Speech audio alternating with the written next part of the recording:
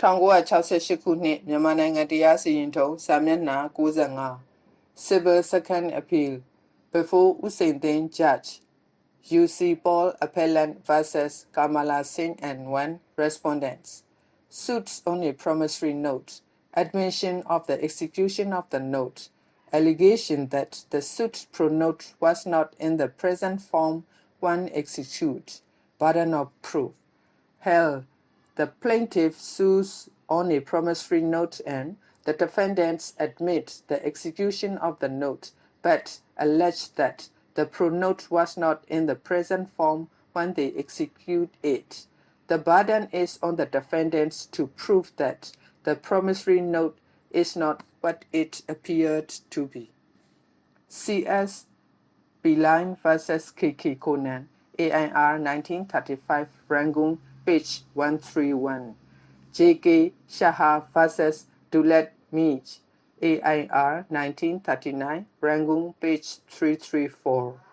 William Morse, Ezekiel vs. Mrs. Saul Sofer, RLR 1937, page 196. Dodi Fryer vs. Combs, 1842, 3 QB, page 687-688, referred to. Upota for the appellant, Mr. Vicency Fo for the respondents. Usain Judge, in his civil regular suits number 14 of 1964 of the Subdivisional Court Malming. The plaintiff appellant UC Paul sued the defendants respondent Kamala Singh and his wife Maon Yin for recovery of K 1,300 due on a promissory note. The defendants admit the execution of the note.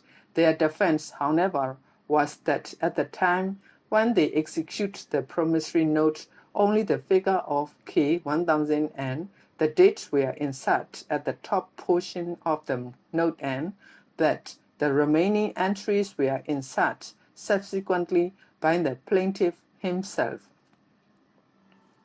It was accordingly contended that the suit pro note being void under Section 15(2) of the Moneylenders Act, the present suit was not maintainable.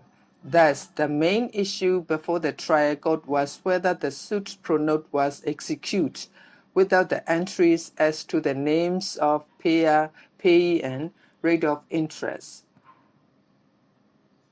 Relying on the ruling in the case of C.S. P-line vs. K.K. Conan, AIR 1935, Rangoon, page 131, the land trial judge held that the burden of proof was on the plaintiff to show that the entries were complete when the defendants execute the suit pro note. He then discussed the evidence and putting a premium on the testimony of the handwriting expert, who expressed an opinion that the figure of 1,000 and the date at the top portion of the note were not written at the same time as the entries in the middle of it, held that the suit pro note was void and dismissed the suit accordingly. On appeal to the district court, the land district judge in his civil appeal number 6 of 1966 likewise held that the burden of proving the execution of the note in its present form was on the plaintiff and that the latter was not able to discharge it. The appeal was therefore dismissed. Hence, this second appeal before me. The first point taken up by the Land Council for the respondents in that the present appeal is not competent in view of Section 100 of the Code of Civil Procedure, which restricts second appeals mainly to questions of law. For this, we need not go any further than the ruling in the case of Mountaignon vs. Makwima, BLR 1951, page 341 HC, where it was held that the question of onus of proof is a question of law, rendering a second appeal competent. It was also observed therein that questions of law and questions of facts are sometimes difficult to disentangle, that when the allocation of onus of proof is one of the most vital questions between the parties, it is the duty of the court to rectify the mistake made by the lower appellate court. In the instant case, the outcome of the suit hangs solely on the question regarding the onus of proof, which the two lower courts, as I shall point out later, wrongly placed on the plaintiff. Both the lower courts, as pointed out above, relied on the ruling in the case of C.S. Paul Supra as an authority for the proposition that where a subsequent insertion is alleged by the defendant in a pronote, it is for the plaintiff to prove the existence of it when the execution was effected. But this is far from being the principle enunciated in the case referred to above. The said case relates to an alteration which was apparent on the face of the document.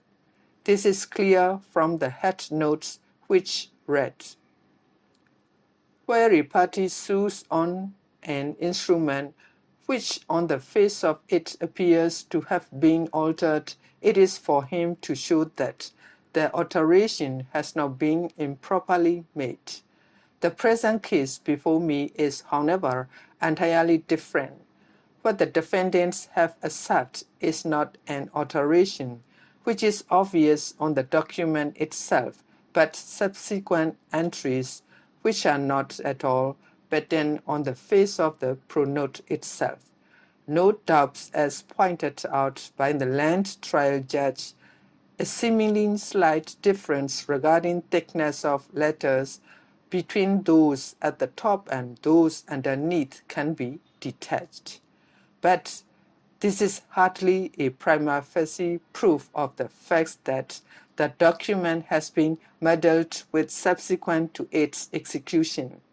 The lower courts do not seem to have had the advantage of a full bench ruling in the case of J.K. Shah versus Dulet-Mij, AIR 1939, Rangoon, page 334, in which it was pointed out that if the plaintiff sues on a promissory note and the defendant admits or has had proof against him conclusively his signature or his thumb impression on the promissory note, but the defendant asserts that he did not sign the promissory note in the condition in which it is filed, the burden is on the defendant to prove that the promissory note is not what it appeared to be. A similar dictum was expressed in William Morse Ezekiel versus Mrs. Saul Sufer, RLR 1937, page 196, in which Roberts C.J. quotes with approval of the following observations made by Lord Denham C.J. in Dodie Fryer versus Combs, 1842, 3 QB, page 687-688. The onus lies upon the party attacking a deed which appears to have been properly executed. Thus, it seems clear to me that in the instant case, the burden is on the defendants to prove that the suit pronote was not in the present form when they execute it. Having held that the burden is on the defendants, it will be necessary to examine how far they were able to discharge it. Both the trial and the first appellate courts seem to have overlooked the discrepancy between the evidence of the defendants and that of the handwriting expert, who was the sole witness for the defense. The defendant's case was that only the figure 1000 and the date were insert when they execute the suit pronote. In other words, The said entries were made prior to the entries in the rest of the pronote.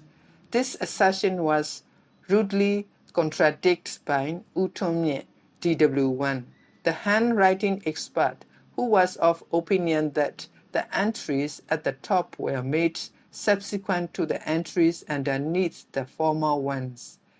In the circumstance, I have no alternative but to hold that the plaintiff appellant was able to prove due execution of the suit pronotes by the defendant's respondents. Regarding the allegations of repayment in instruments made by the defendants in discharge of the loan due on the promissory note, there is not an iota of evidence in support of it. The plaintiff appellant must therefore be held to be entitled to the degree prayed for. This appeal is therefore allowed. The judgments and degrees passed by the lower courts will be set aside. There will be